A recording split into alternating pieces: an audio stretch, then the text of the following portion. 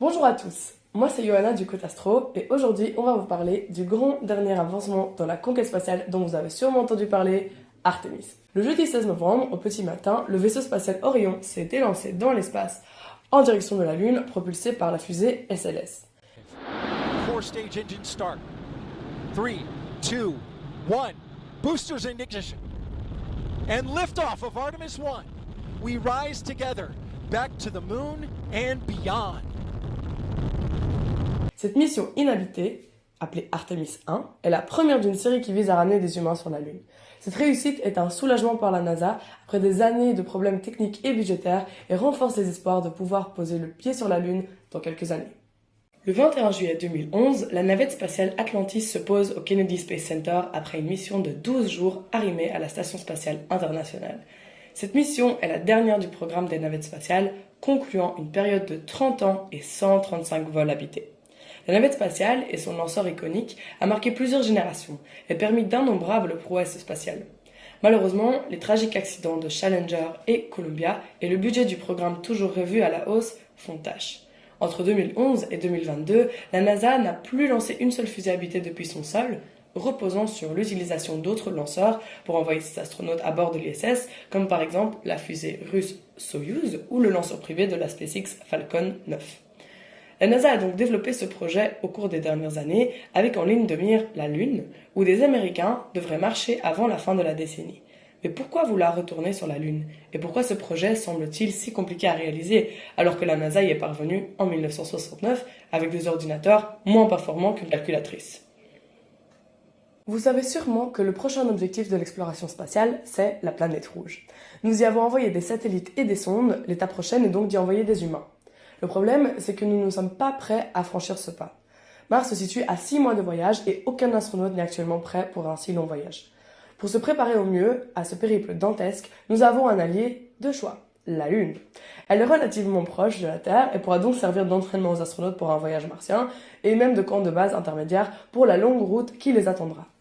L'objectif actuel est donc de faire aligner 2 Américains en 2025 et même la première femme ainsi que la première personne de couleur en 2027. Artemis 1 ne transporte pas d'astronautes. Elle sert seulement de test pour le lanceur, le SLS, le Space Launch System, ainsi que pour le vaisseau qui transportera les astronautes, Orion.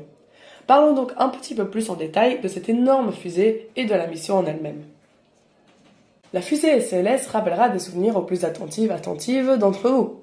En effet, les 2 boosters situés sur le côté ne sont autres que ceux ayant servi à propulser les navettes spatiales, et les 4 moteurs RS-25 de la tâche primaire, le gros bloc orange, étaient déjà utilisés sur la navette spatiale. Et oui, quand le budget est serré, la NASA sait faire du recyclage. Il faut savoir que, pour les fans de fusées, SLS est un peu le boss final des fusées. Avec ses 4000 tonnes de poussée au décollage, elle est tout simplement la fusée la plus puissante de l'histoire, battant à plate couture le Saturn V, qui a lancé Neil Armstrong vers la Lune en 1969.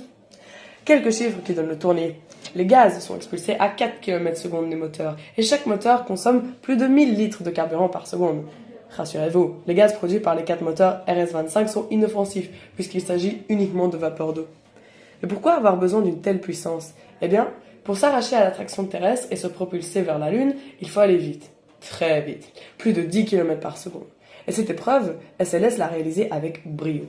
Une fois sortis de l'atmosphère terrestre, les réservoirs de carburant vides éjectés et après une petite orbite autour de la Terre, le moteur de la capsule d'Orion s'allume pour lancer la capsule vers la Lune.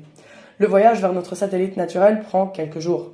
Lors des prochaines missions, la capsule se posera sur la Lune avec à son bord des astronautes. Mais pour Artemis 1, qui fait office de répétition, la capsule se contente de faire un survol proche de la Lune, de passer derrière et puis de faire une longue boucle avec comme destination finale notre bonne vieille Terre.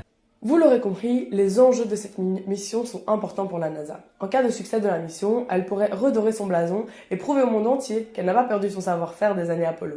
Mais si elle échoue, le programme pourrait s'arrêter net, emportant avec lui les espoirs de voir l'homme retourner sur la Lune dans un futur immédiat. Et le moins qu'on puisse dire, c'est que pour l'instant, c'est réussi. Le lancement et l'injection lunaire se sont déroulés à merveille.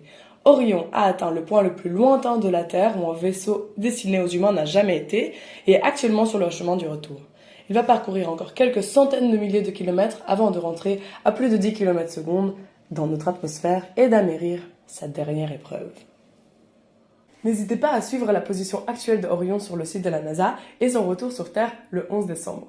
Nous mettrons aussi des updates réguliers sur la mission et les missions à venir sur notre page Facebook, Instagram, ainsi que sur notre site. Donc si vous ne nous suivez pas encore, c'est maintenant qu'il faut le faire. Au plaisir de vous revoir bientôt autour d'un télescope ou d'un verre. Bientôt!